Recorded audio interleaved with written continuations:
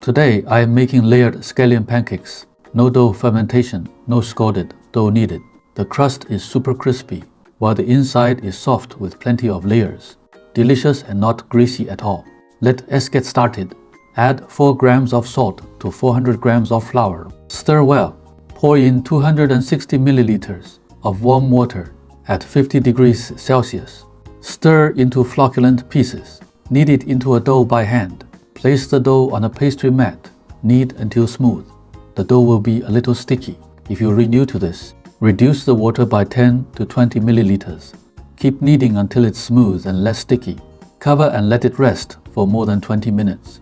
Take a small bowl. Add flour, pepper, salt, and cooking oil. Stir well. Make a thin oil paste and set aside. No need to knead the rest of the dough again. Sprinkle some dry flour to prevent sticking. Take out the dough with a scraper.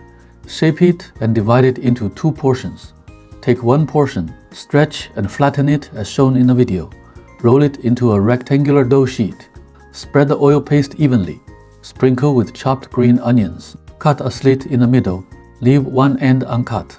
Fold it layer by layer. Just like this, push the middle inward first. Seal the edges tightly. Do the same on the other side. Finally, fold both sides toward the center. Flip over and shape into a round oval. Take the first prepared dough to roll into a pancake.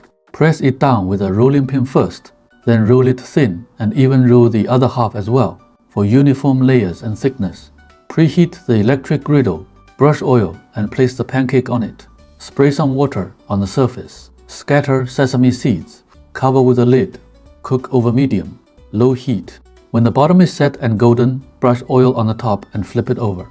Fry until the other side turns golden. Flip again. Cook until both sides are golden and fully done. Then it is ready to serve. Our layered scallion pancake is finished. Look at the super crispy crust and incredibly soft inside. It is full of rich scallion flavor and not greasy at all. Cut it open and you can see so many delicate layers. If you like it, save this recipe and give it a try. Thanks for watching.